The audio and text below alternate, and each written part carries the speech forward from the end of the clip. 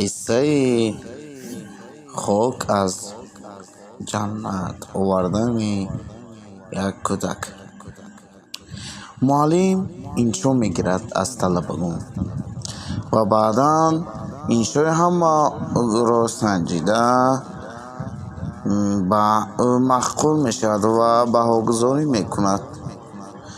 یک اعلاچی صنف وقتی که همه برای دیدن جوابهای نتیجه های انشاش را گرفتند ورقهایش را میگیرد. اعلاچی صنف آن را خونده که درباره مادر نوشته بود میگوید که بلش را میبیند و میگوید که چرا مرا پسر ندیدید، بلم را پستر مونده اید معلم در نتیجه میگوید که این شاید تو با من مخقول نشد، این شاید دیگران که مخقول شد، این شاید تو مخقول نشد.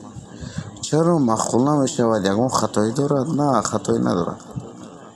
و خودت هم دیده ایستاده یکون خطایی ندارد.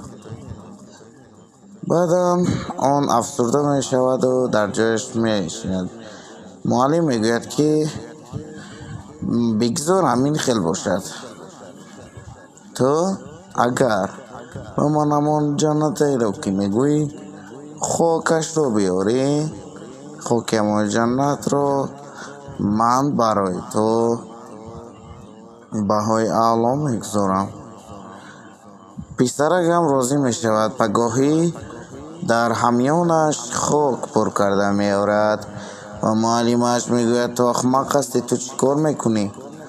میگوید که در جواب شما را چطوره که گفته بودم که می آورم خاک جنت را آوردم. گفت از کجا یافتی؟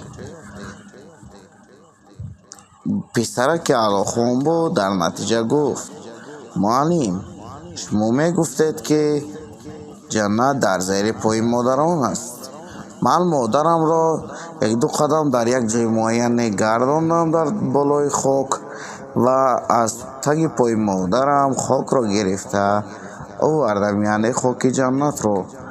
معلم از این سخن با تاثیر شده بهای پسرک را اعلا میماند. یعنی گپ در عقل است، نه اینکه در سین و سال.